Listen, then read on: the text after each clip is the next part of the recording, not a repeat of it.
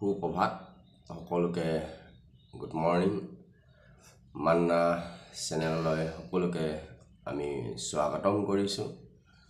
আজি এটা বিশেষ দিন 15 আগষ্ট স্বাধীনতা দিৱস বহুতো আনন্দৰ দিন হয় ভাৰতবৰ্ষৰ কাৰণে।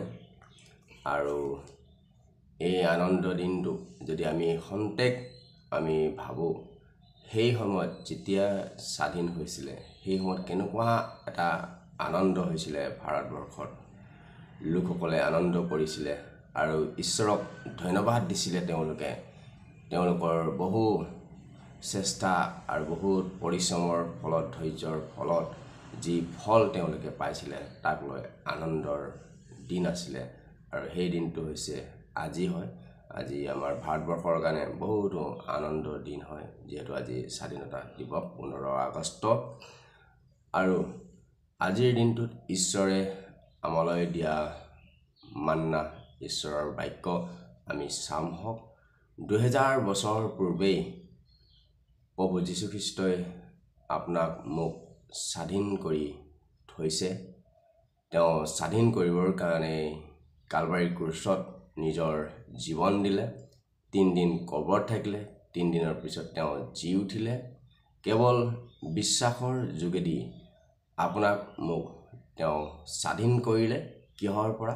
পাপৰ পৰা আমাক স্বাধীন কৰিলে, শয়তানৰ বন্ধনৰ পৰা আমাক স্বাধীন কৰিলে। আৰু সেই প্ৰভু যীশুক আমি ধন্যবাদ দিব লাগে।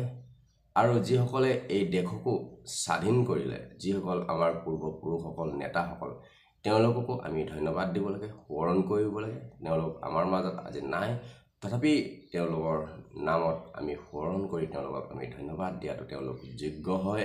কাৰণ তেওঁলোকৰ বহু কষ্ট চেষ্টা ধৈৰ্যৰ ফলত আজি আমি এই আনন্দৰ দিনটো দেখিবলৈ পাইছোঁ। ঠিক তেনেদৰে প্ৰভু যীশুখ্ৰীষ্টইও আপোনাক মোক পাপৰ পৰা স্বাধীন কৰিলে, শয়তানৰ বন্ধনৰ পৰা স্বাধীন কৰিলে। তেওঁকো আমি ধন্যবাদ আৰু সোঁৱৰণ কৰাটো আমাৰ কৰ্তব্য হয়। আহক বাক্যত কি কৈছে আমি চাম আহক। ইয়াৰ পিছত আমি আপোনালোকৰ কাৰণে প্ৰাৰ্থনা কৰিম। আমাৰ মাজত পাষ্টাৰ অল্পলা বৰা আছে, তেখেতে আপোনালোকৰ কাৰণে প্ৰাৰ্থনা কৰিব। আহক। গালাতিয়া 5 অধ্যায় 1 পদত কৈছে, খ্ৰীষ্টে স্বাধীনতাৰ নিমিত্তে আমাক স্বাধীন কৰিলে।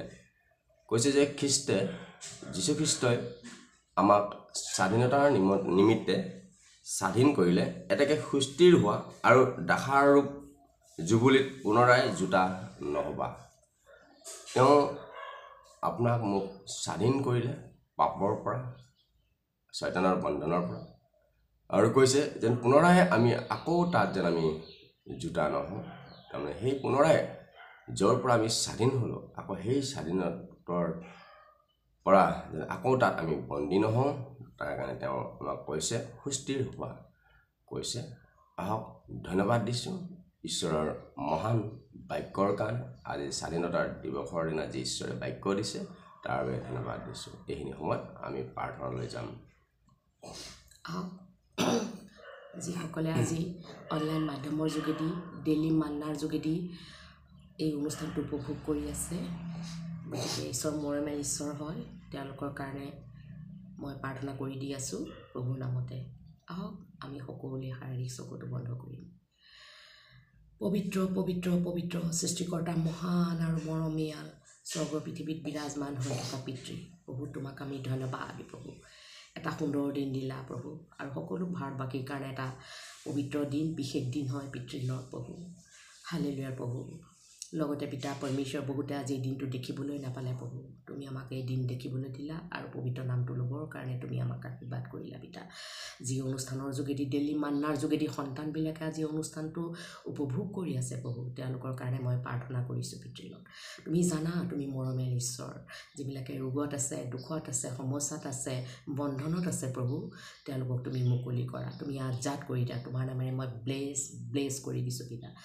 আজি প্ৰভু ICUত আছে হস্পিটেলত আছে প্ৰভু নানান ধৰণৰ ৰোগ তেওঁলোকৰ ৰোগ ব্যাধিবিলাক প্ৰভু তেওঁলোকৰ শৰীৰৰ পৰা তুমি দূৰ কৰা পিতা তোমাৰ নামেৰে মই প্ৰাৰ্থনা কৰি দিছোঁ কিয়নো তুমি ঈশ্বৰ হয় পিতৃ লগতে পিতা মই প্ৰাৰ্থনা কৰি দিছোঁ পিতা যিবিলাক বৃদ্ধসকলে আজি কষ্ট পাই আছে প্ৰভু সেই বৃদ্ধসকলক তুমি আশীৰ্বাদ কৰিবা নানান ধৰণৰ সজ্জাগত অৱস্থাত আছে মৃত্যুৰ লগত যুঁজি আছে প্ৰভু তেওঁলোকক তুমি মৃত্যুৰ দুৱাৰৰ পৰা উদ্ধাৰ কৰা প্ৰভু যিবিলাকে আজি পৰিশ্ৰমৰ প্ৰভু তেওঁলোকে প্ৰভু আজি চাকৰি বাকৰি পোৱা নাই প্ৰভু তেওঁলোকৰ লগতে প্ৰভু তেওঁলোকৰ জীৱিকা নিৰ্বাহৰ ৰাস্তাবোৰ মুকলি হোৱা নাই প্ৰভু তুমি তেওঁলোকক মুকলি কৰা প্ৰভু যিবিলাক অনলাইন মাধ্যমৰ যোগেদি আজি তেওঁলোকে এক্সাম দিবলৈ গৈ আছে প্ৰভু তেওঁলোকক তুমি আশীৰ্বাদ কৰিবা পিতা প্ৰভু ল'ৰা ছোৱালীবিলাকক অবাধ্যতাৰ পৰা দূৰ কৰিবা পিতৃ মাতৃ আজ্ঞাধীন হ'বলৈ দিবা পিতৃ লগতে পিতা যিবিলাকৰ আজি ফাইনেন্সিয়েল প্ৰব্লেম আছে প্ৰভু তেওঁলোকক ফাইনেন্সিয়েল প্ৰব্লেমবিলাক দূৰ কৰিবা বৃদ্ধাশ্ৰমবিলাকত আশীৰ্বাদ কৰিবা পিতা অনাথ আশ্ৰমবিলাকক আশীৰ্বাদ কৰিবা পিতৃ লৰ্ড প্ৰভু ৰজাসকলক আশীৰ্বাদ কৰিবা পিতা লগতে প্ৰভু সীমান্তৰক্ষী বাহিনীক আশীৰ্বাদ কৰিবা পিতা তোমাৰ নামেৰে মই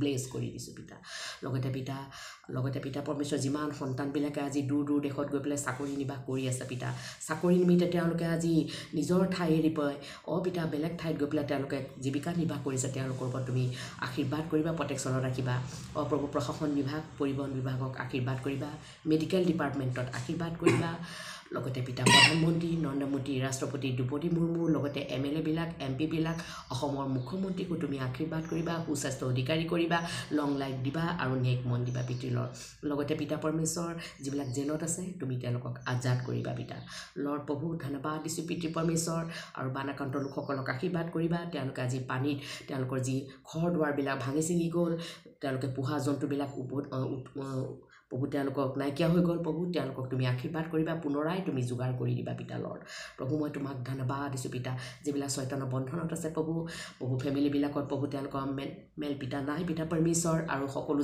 জাতিবিলাকৰ মাজত অনেক ধৰ্মাৱলম্বী লোকসকলৰ মাজত তুমি একতা দিয়া মৰম দয়া প্ৰেম দি প্ৰভু যীশু তুমি শান্তিৰাজ ঈশ্বৰ প্ৰত্যেকটো পৰিয়ালত তুমি শান্তি দান কৰা তোমাৰ নামেৰে মই ব্লেছ কৰি দিছোঁ কিনো খুজিম প্ৰভু খোজাৰ বাবে তুমি সকলো জানা পিতা অনেক খুজিবলৈ আছে সকলো যাচনা ত্ৰাণকৰ্তা প্ৰভু যীশুৰ নামত মই অৰ্পণ কৰিছোঁ ধন্যবাদ দিছোঁ আপোনালোকৰ বহুমূল্য সময়খিনি ৰাতিপুৱাৰ 6টা বজাৰ মান্নাত দিয়াৰ বাবে ঈশ্বৰে আপোনালোকক আশীৰ্বাদ কৰক আপোনালোকৰ পৰিয়ালক আশীৰ্বাদ কৰক আজিৰ দিনটো আপোনালোকৰ মংগল হওক আনন্দৰে যাওক ভাৰতবৰ্ষৰ যি শান্তি সেই শান্তিটো যি ঈশ্বৰে দিছে তাৰ বাবে ঈশ্বৰক আমি ধন্যবাদ দিওঁ ঈশ্বৰক শতকোটিবাৰ ধন্যবাদ যি আজি আমাক যি স্বাধীন আৰু আনন্দ দিলে শান্তি দিলে তাৰ বাবে তেওঁক ধন্যবাদ দিছোঁ আহক আমি আকৌ অহাকালি ৰাতিপুৱা 6টা বজাত আকৌ আমি লগ হ'ম এই চেনেলটো যিমানে চাই আছে আপোনালোকে ইউটিউবৰ যোগেদি ফেচবুকৰ যোগেদি আপোনালোকৰ বিষয়ে কিবা প্ৰাৰ্থনা থাকিলে কমেণ্ট জনাব পাৰিব আপোনালোকৰ কাৰণে আমি প্ৰাৰ্থনা কৰোঁ আৰু কৰি থাকিম ধন্যবাদ দিছোঁ আজিলৈ এৰিছোঁ আপোনালোকৰ মংগল